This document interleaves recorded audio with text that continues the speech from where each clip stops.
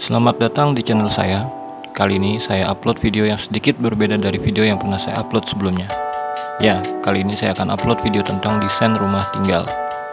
Mendesain rumah, baik eksterior maupun interior, bukanlah hal yang baru bagi saya, mengingat saya juga kuliah di jurusan arsitektur. Akan tetapi, 4 tahun belakangan ini saya jarang mengerjakan jenis pekerjaan seperti ini dikarenakan beberapa hal. Nah, berhubung ada pekerjaan seperti ini lagi dan saya mulai aktif di YouTube, alhasil saya coba share di sini hasil desainnya. Semoga kedepannya saya bisa lebih banyak lagi mengupload seputar dunia arsitektural, khususnya desain rumah maupun desain interior, agar bisa menginspirasi teman-teman semua yang sedang ingin membuat desain rumah maupun interior. Oke, kita langsung lanjut aja bagaimana detail dari desain yang sudah saya buat ini. Sebelumnya, bagi teman-teman yang belum subscribe, silahkan di subscribe dan nyalakan loncengnya agar teman-teman bisa mendapatkan notifikasi ketika saya mengupload video baru nantinya, khususnya seputaran desain rumah maupun interior.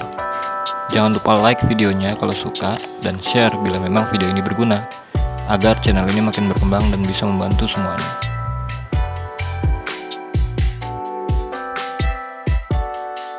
Ini adalah bentuk asli dari rumah yang akan saya desain ulang kali ini.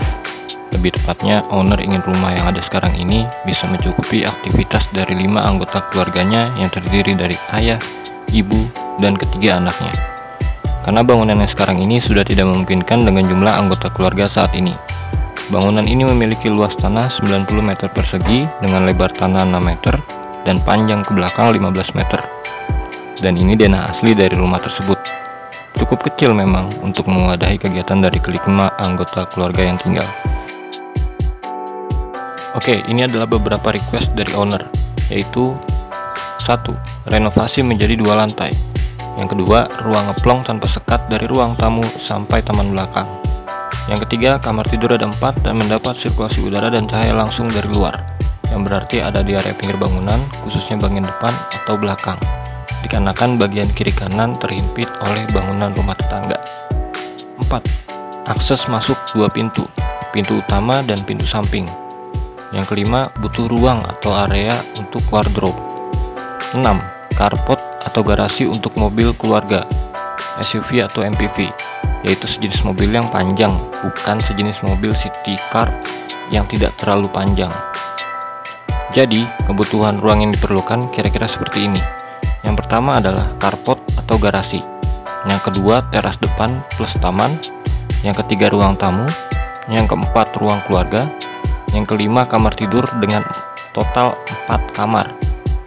Yang keenam, kamar mandi minimal ada 2, lantai 1 dan lantai 2. Lalu yang ketujuh ada ruang makan.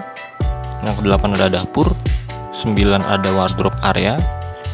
Yang ke-10 area jemur dan cuci pakaian plus water tank. 11 area gudang. Oke, kita lanjut aja langsung. Kira-kira seperti apa hasil desain yang sesuai dengan request serta kebutuhan dari owner. Yuk, langsung aja kita cek.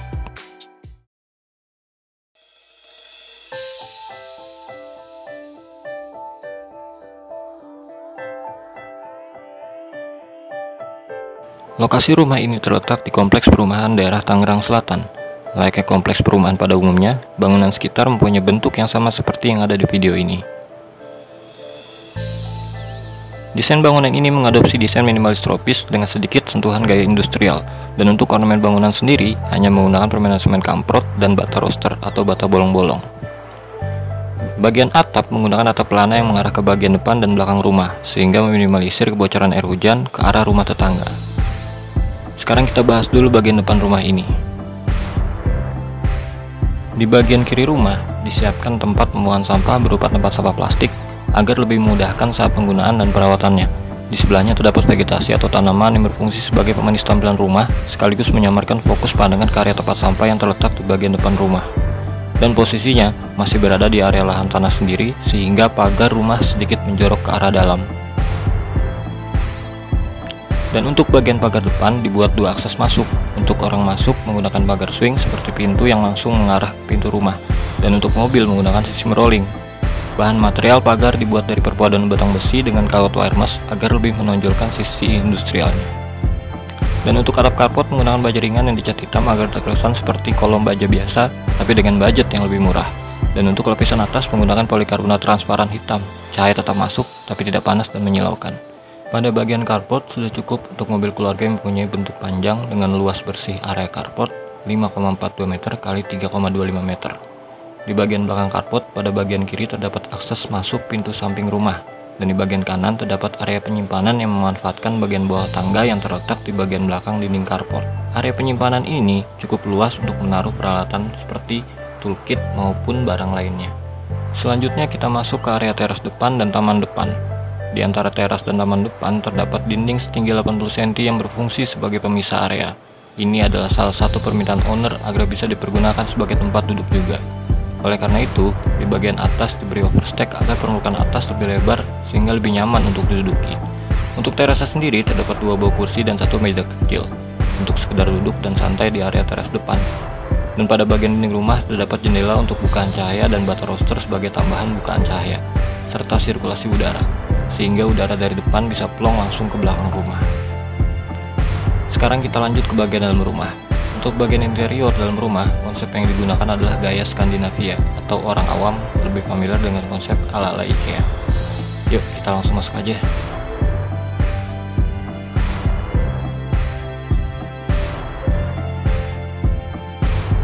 Saat pertama kali masuk, kita akan disambut oleh ruang tamu.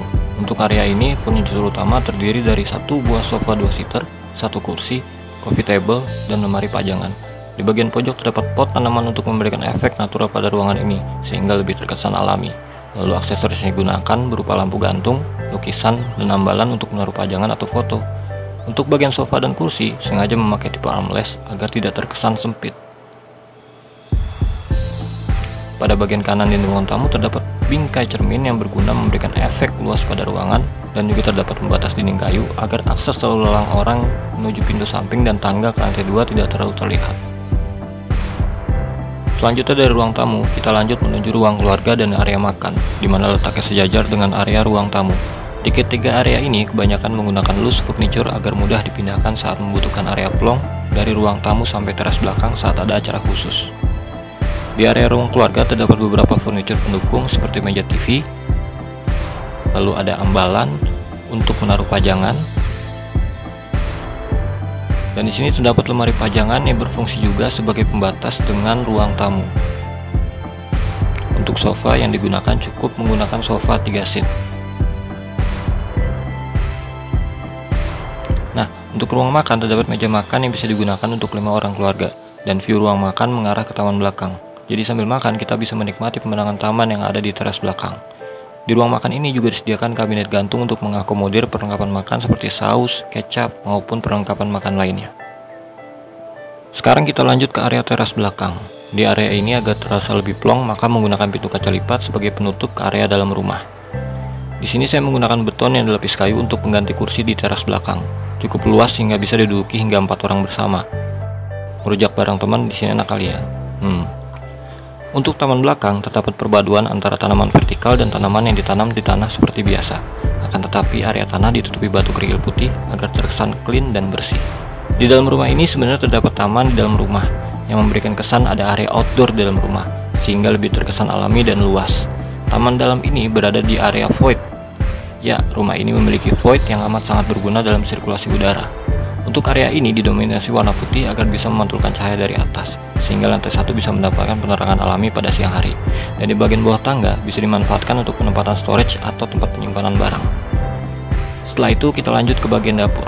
Kulkas sengaja ditempatkan mengarah keluar agar akses pengambilan makanan dan minuman lebih mudah, terutama saat berada di ruang makan. Pada area ini sudah cukup untuk memenuhi kegiatan masak, seperti adanya kompor dan zinc untuk mencuci piring.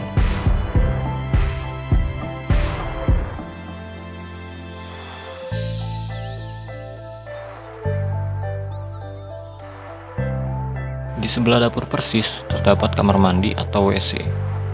Fasilitas kamar mandi ini sudah komplit, mulai dari wastafel, kloset, hingga shower untuk mandi.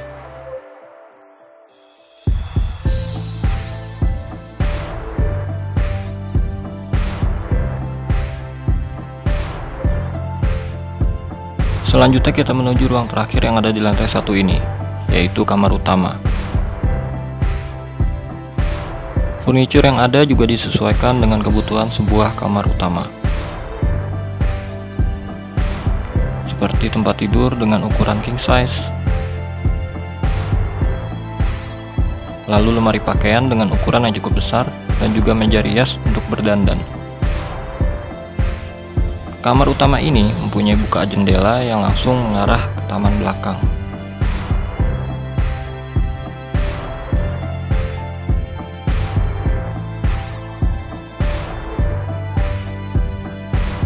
Oke, sekarang kita lanjut menuju ke lantai 2. Tangga menuju lantai 2 berada di dekat pintu keluar samping.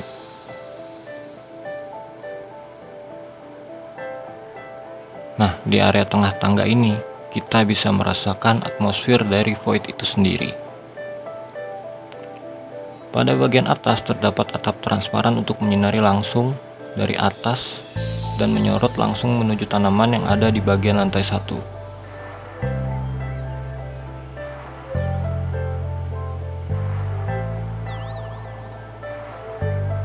Lalu pada bagian dinding samping yang mengarah ke teras lantai 2 juga terdapat bukaan jendela yang cukup lebar sehingga ruangan di dalam benar-benar kaya cahaya. Lalu ada dinding roster yang ukurannya cukup besar sehingga sirkulasi udara ke dalam rumah cukup melimpah.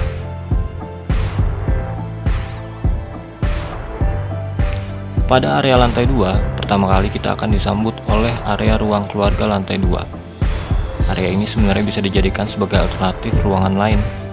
Misalnya ruang baca, ruang kerja, ataupun musola.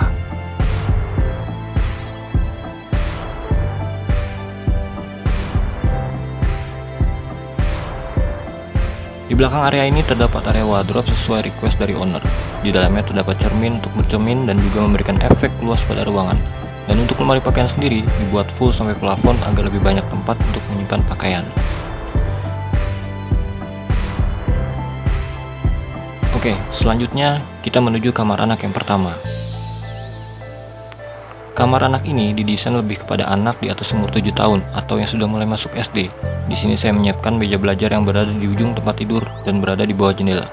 Sisanya furniture standar sesuai kebutuhan kamar seperti tempat tidur dan lemari. Bukaan jendela kamar ini langsung mengarah ke area depan rumah. Dari jendela kamar anak ini kita lanjut ke area teras di lantai 2. Area teras terasa alami dengan banyaknya penempatan pot tanaman, sehingga saat duduk santai terutama pagi dan sore hari akan terasa lebih nyaman. Di sini terdapat 2 buah sofa 2 seat yang terbuat dari rotan dengan dilapisi busa dan 1 buah coffee table kecil. Next, kita kembali ke dalam ruangan dan langsung menuju kamar mandi lantai 2. Kamar mandi ini mirip dengan yang ada di lantai 1, hanya ukurannya lebih lebar sedikit saja.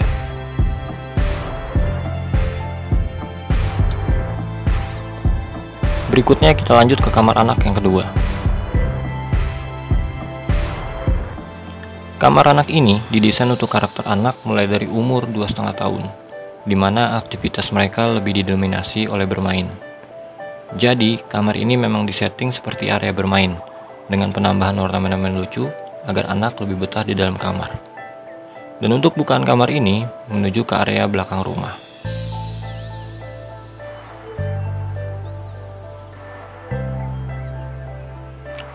Nah, selanjutnya kita ke kamar anak yang ketiga.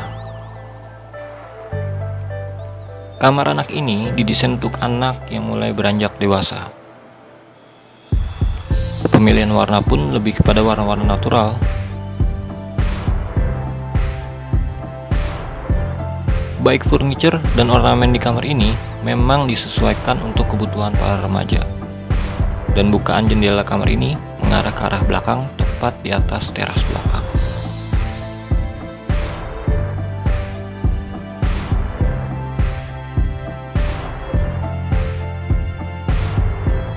Nah, yang terakhir kita menuju area bagian belakang rumah pada lantai 2 ini.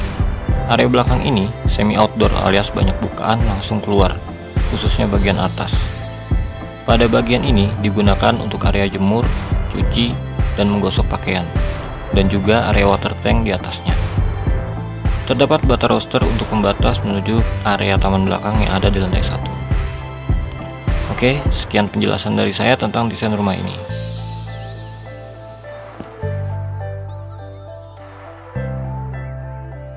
Terima kasih sudah menonton video ini sampai akhir. Jangan lupa untuk like video ini bila kalian suka, dan share bila dirasa bermanfaat untuk orang lain juga.